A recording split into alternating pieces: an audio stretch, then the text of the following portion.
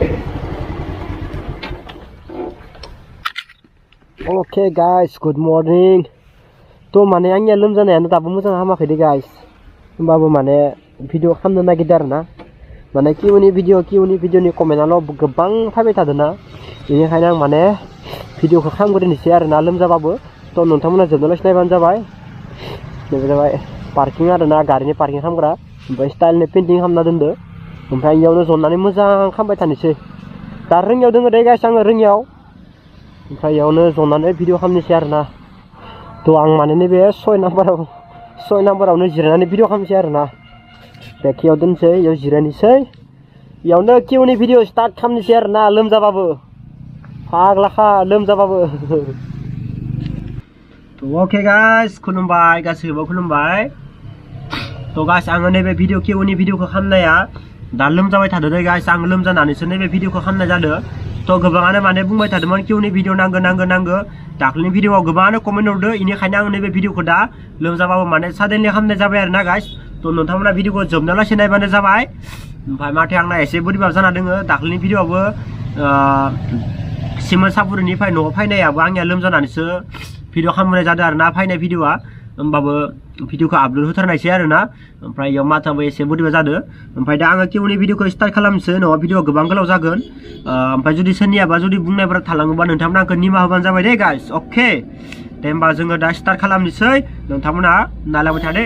थ' guys first कमेन्टआनो दोङो फुंखा वाइटि गेमिं। थ' गाइस नोंथांमोना नागोन नै फुंखा वाइटि गेमिं। थ' ब्र'आ बुंदों आरो ना गाइस, ब्र' आं फार्स्टआवनो सोङो नों मा गामिनि आरो नोंहा बेसे इयार्स जाखो? आरो 2 नम्बराव दोङो नोंसोरा न'आव साबेसे दं आरो नों मा साबोनजों दुगैयो खोन्था हर, आइ एम फ्रम कक अननानै।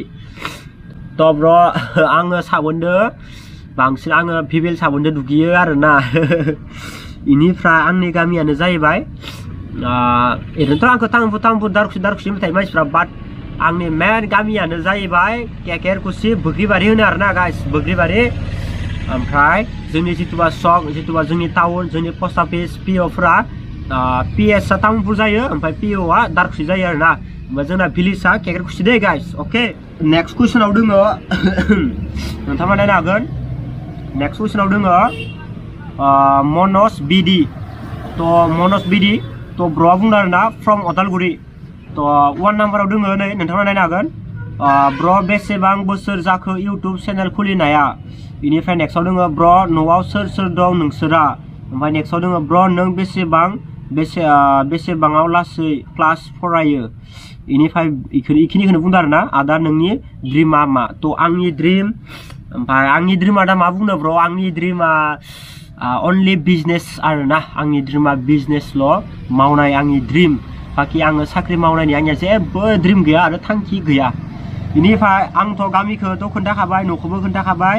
आरो दा जोंहा फेमिलियाव ओरैनोथ' 7 दोङो आरो ना, आब' दोङो, आइ बाबा, ओमफ्राय हौवासाया आंनो हारसिं आरो ना जोंहा बर्थमान न'आव। बेनिफ्राय नोंथांमोना फेमिलिखौ नायनो लुगैमारदोबा नोंथांमोना थाबैनो 10K खालामनानै होबानो जाबाय गाइस। शेयार खालामनानै जायखौ बेखौनो साबसक्राइब खालामनोबानो जाबाय। बेनिफ्राय ब्र'आ बुंदों आरो ना बेसे क्लासाव फरायो? थ' गाइस एबार आङो 2nd इयारनि फाइनाल होगोन, बेनिखायनो आंनिया भिडिअनि एसे लेट जानो हानाय गाइस। थ' जियानो जाया मानो आङो एसे लोमजाबाय थादो, खिन्थु आङो फाइनाल होनो हागोन ना बेखौ मिथिया। खिन्थु नोंथांमोननो आङो भिडिअखौ खालामना दोनखादोंमोन, खिन्थु आपल'ड होनायासो एसे लेट जाबाय आरो ना। ओमफ्राय दा नेक्स्ट कुइसनाव सोर दोङो नायलायनोसै। ओमफ्राय दा नै प्रानजित बसुमतारिया बुंदों आरो ना 1 नाम्बाराव दोङो ब्र' नों मा गामिनि? बेनिफ्राय 5 नाम्बाराव दोङो बाजैखौ माला लागोन? ओमफ्राय 3 नाम्बाराव दोङो बाजैनि मुं। ओमफ्राय 4 नाम्बाराव दोङो ब्र' नोंसोरना फेमिलिया साबेसे? ओमफ्राय 5 नाम्बाराव दोङो ब्र' नोंनि इयार्सआ बेसेबां जाखो? ओमफ्राय 6 नाम्बाराव दोङो ब्र' नोंनि भिडिअखौ नायना मार मोजां नाङो फ्रम चिरां, लाभ फ्रम चिरां। थ' थेंक इउ ब्र' बिदिनो सापर्ट हो।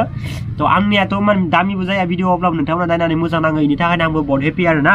थ' बेनिफ्राय ब्र'आ बुंदोंमोन आरो आंनि इयार्सआ बेसेबां जाखो? थ' आंनि इयार्सआ 20 जाबाय आरो ना, 20 जाबाय। जानुवारिनि 2 तारिखआवनो 20 जादों आंनि इयार्सआ। बेनिफ्राय बाजैनि मुंखौथ' ओरैनो रजे होनना बुङो, आं ओरैनो गयारि होनबाय थायो आरो ना। बेनिफ्राय ब्र'आ गामिखौ सोंदोंमोन, थ' जोंनि गामिया आं बेखौनो खोन्थाखाबाय, भिलेज केकेरकुसि, पिअ दारकुसि, PS तामुलपुर। अके इनिफ्राय बर'आ सोंदों आरो बाजैखौ माला लागोन थ' लागोनाथ' दानो नङा दे लागोना दानो नङा देनां आरोना माबा मोनसे आंनि बिजनेसा जुदि साननाया जाफुङोबा माने लागोन आरोना थ' दानोथ' एसेबां बैसो जायाखै नालाय थ' इनिखायनो दानो लाया आरोना जाबाय ओमफ्राय दा नेक्स्ट कुइसनाव दङ गाइस सुजुमा नार्जारि बेसां क्लास नोंनो आं दहायनो बुंखाबाय आंनि क्लासा सेकेन्ड इयार एबा सेकेन्ड इयारनि फाइनाल होगोन दा आं लोमजाबाय थादों खिन्थु होनो हाहैनाया खुनु गेरेन्टि गैया होमबाबो आं नाजागोन होनो नाजाथारगोन आरोना ओमफ्राय दा जियानो जाया माना भिडिअ गोलाव खामा थाब बुंलांबाय थागोन ओमफ्राय नेक्स्ट कुइसनाव दङ आरोना नेक्स्ट कुइसनाव थ' दा नेक्स्ट कुइसनाव दङ मिस्टार जोंसारु दङ आरोना थ' नोंथांमोननो नागोन नै ओमफ्राय ब्र'आ बुंदों 1 नाम्बाराव ब्र' नोंनि इयार्सआ बेसेबां जाखो 2 नाम्बाराव दङ नों बाक्सानि बबे गामिनि 3 नाम्बाराव दङ नों बेसेबांआव फरायो ओमफ्राय 4 नाम्बाराव दङ नों मा बाइक गोदानखौ माला लागोन आरो मा बाइक लागोन ओमफ्राय नेक्स्टआव दङ 5 नाम्बाराव नों इउटुबजोंल' जौगालांनो सानो गुबुन बेलेग राहाजों गुबुन माने इउटुबजों जौगालांनो सानो नामा आं इउटुबखौ मान बिदि गोदो पार्सनेल होननानै साननानै लाया अब्लाबो इउटुबाव जुदि नोङो मोजां भिउस खामायनो हायोबा जुदि मोजां माबा खालामनायबा आर्निं दोङो आरोना होमबाबो साक्सेस जानाय जायो आं इखौ दा बुंनो हाया दे गाइस आंथ' इमान माबा नंखाया बेनिफ्राय ब्र'आ बुंदों आरोना आंनि इयार्सआ बेसेबां जाखोथ' दनो खोन्थाखाबाय आङो 20 होननानै ओमफ्राय बाक्सानि मानि जोंनिया बाक्सायानो गोलैयो दे तामुलपुरा बाक्सायानो गोलैयो बेनिफ्राय बाइक गोदान लागोनखौ बुंदों थ' बाइक गोदानाथ' आंनिया लागोना MT50खौनो आंनि ड्रिम बाइक बेनिफ्राय माला लानाय जागोन आं दा बेखौ बुंनो हानाय नङा खिन्थु लागोमोन खिन्थु आंनिया न'खरनि प्रब्लेमनि थाखाय लानो हादियासै आङो ओमफ्राय फाइनेन्सआवबो लानो गोसो गैया दे बेनिफ्राय ब्र'आ बुंदों आरो 5K नि आगोलै नोंनिसिम कंग्रेचुलेसन नोंनि भिडिअखौ नायना जोबोद गाहाम नाङो ब्र' love you from Baksa Silamari अके थेंक इउ ब्र' इदि गोदिनो सापर्ट होबाय था आरोना गवा मोनबाय थादो गाइस नोंथांमोना गाज्रि मोननाङा आंनि माने बुंनाया एसे बोरैबा जादों ओमफ्राय आं आरो माजे गुजुबाय थादों नोंथांमोना गाज्रि मोना दे नुकुल फेमिलि ओमफ्राय नेक्स्टआव दङ नै यां ब्लग्स दङ आरोना थ' ब्र'आ बुंदों ब्र' नों मा एपआव भिडिअ एडिटिं खालामो आरो मा मबाइल इउज खालामो लाभ इउ फ्रम अदालगुरि थ' ब्र'आ बुंदों आरोना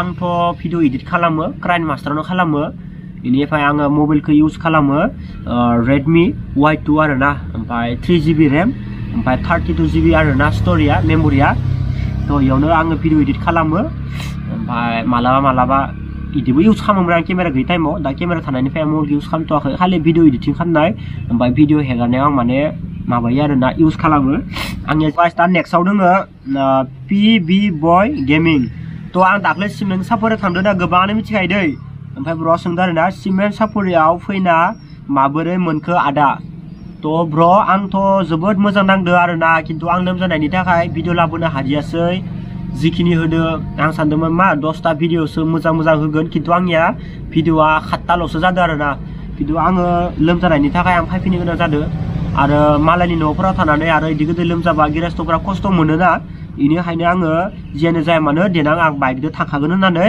फैफिननायसै आरोना अके दा नेक्स्टआव दङ थुलुंगा ब्लग्स थ' ब्र'आ बुंदों आरोना 1 नाम्बाराव दङ बाजैखौ मानो गयारि होनो 2 नाम्बाराव दङ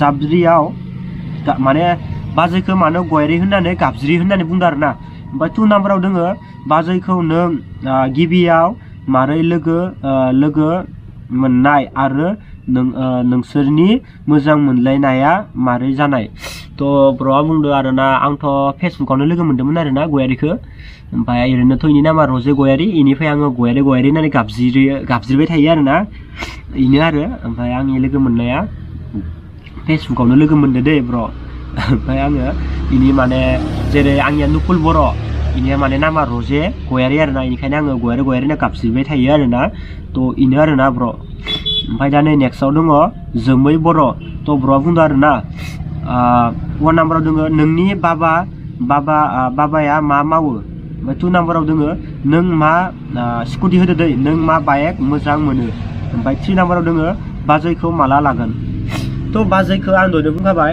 आंनि जुदि साननाया साक्सेसफुल जायागौ माने आङो लाया आंनि माने जिथुबा बिजनेस मावगोन होनदों तो बिजनेस गिदिर जायागौ माने फैसा थाखा मोजां खामायनो हायागौ माने आङो आनमुस्किल आरोना हाबा जानाया जाखाया बेनिफ्राय नोंनि बाबाया मा मावो होनदों तो आंनि बाबाया जेबो मावा दे ओरैनो न'आवनो माबा माबि खामानि मावो खिन्थु ओमफ्राय ओरैनो हाथायाव दखान होनो थाङो आरोना तो बेखिनियानो माने पार्सनेलखौ बुंनो थाङा जुदि नोंथांमोना मिथिनो लुगैदोंबा फेमिलिनि बागै तो नोंथांमोना थाबैनो 10K खालाम होमबाने आङो बाय किलारि आरो बांसिन साफा बुङो आरोना ओमफ्राय दा बेखिनियानो ओमफ्राय बर'आ बुंदों आरो नों मा बाइक लागोन तो आंनिया ड्रिम बाइकआनो जाबाय MT-15 लानो हागोन ना नायनोसै लानो हाबाथ' लायनोसैनो आरो अके ओमफ्राय दा नै नेक्स्टआव दङ सांग्रिप ब्लग्स तो बर'आ बुंदों आरोना नाइस ब्र' ओमफ्राय लाबोदो फुङाव खैथायाव सिखारो नों ब्र' आरो सिखारना मा खामो आंनिया टाइम टेबल गैया दे फुङाव सिखारनाया आङो फुंनि ओरैनोथ' 6टासोआव सारिं मोनो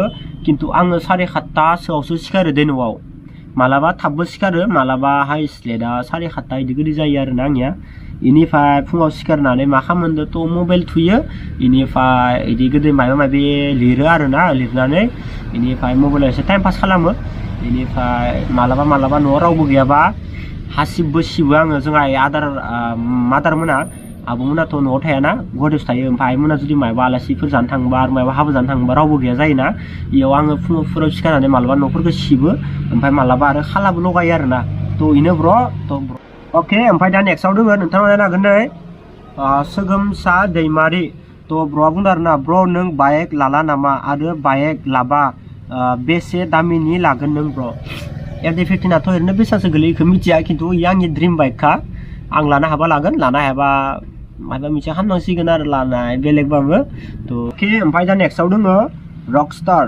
रकस्टार तो ब्र'आ बुंदों आदा नों बाजैखौ माला हाबा लागोन आं दहायनो बुंखाबाय बाजैखौ दानो हाबा लाया आङो बिजनेस मावग्रोगोन दे ब्र' ओमफ्राय बिजनेस मावनाया आंनिया जुदि साक्सेसफुल जाबासो आङो बाजैखौ हाबा खालामगोन आरो नोंथांमोनखौबो हाबा जानो लिंहरगोन आङो ब्र' अके दा नेक्स्टआव दोङो गाइस आं बर' सायरि तो ब्र'आ बुंदों हाय आदा नों बहानि आरो नोंसा न'आव सोर दं प्लिज आदा रिप्लाइ मी तो ब्र' आं दहायनो बुंखाबाय जोंहा न'आव साबा मादार फादार आब' हौवासाया आंनो लास्ट इनिफ्राय न'आव बेखिनियानो आरो ओमफ्राय बहानि होनदोंमोन ओमफ्राय आं दहायनो खोन्थाखाबाय आंनिया तामुलपुर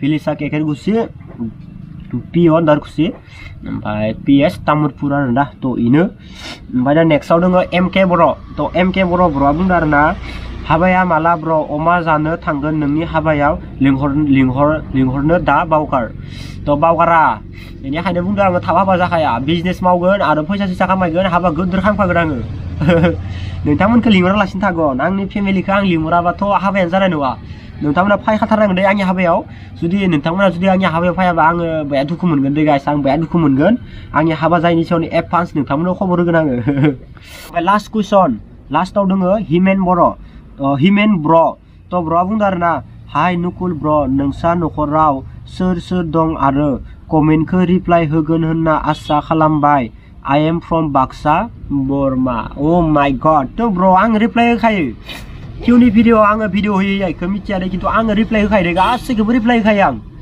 बेनिफ्राय ब्र'आ बुंदों जोंहा न'खराव सोर दङ थ' आगोलावल'सो बुंखांबाय जोंहा न'खराव साबा मादार फादार आब' ओमफ्राय आं बेनिफ्राय रावबो गैला दे आंनो हौवासा हारसिं आब'मोना जोंहानि साबा माने साबा नङा हाबा जाजोब्बाय दा टटेल साबा दङ आरोना न'खराव फेमिलिया बेनिफ्राय आङो दिनै भिडिअखौ एसेयावनो फोजोबनोसै ओमफ्राय नेक्स्ट भिडिअ आं थाबै लोगो मोनगोन आंनिया जुदि लोमजानाया जुदि हामाबा आङो एग्जाम होनो हानाय नंला जुदि लोमजानाया जुदि साननैसो गेजेराव हामोबा एग्जाम होनो थांगोन बया खर' सायो नैखिनि खाफालाव बया खर' सायो होमबाबो आं भिडिअ खालामदों खिन्थु आंनि भइसआ दा बेलेग जादों होनना आंबो मिथिखायो होमबाबो आं नोंथांमोननि थाखाय भिडिअ खालामथारबाय दे गाइस साडेनलिनो थ' नोंथांमोना जिखिनि हायो आंनि भिडिअफोरखौ शेयार खालामबानो जाबाय ओमफ्राय लोगोफोरनो जेसेबां हायो शेयार खालामनानै साबस्क्राइब खालामनोबानो जाबाय आरो थाबैनो 10K कमप्लिट खालामना हो आरो गाबोन सबनियानो 5K खालामना हो बारनांला गाइस शेयार खालामना होदो दे गाइस नोंथांमोना जुदि आंखौ अनोब्ला थ' गासिबो दिनै भिडिअखौ एसेबां फोजोबबाय आरो सोरनिबा बुंनाया जुदि थालांदोंबा नोंथांमोना आंखौ निमाहा हो आरो नेक्स्ट डेनि भिडिअआव आरो लाबोलायगोन आं दे होमबा न' गाइस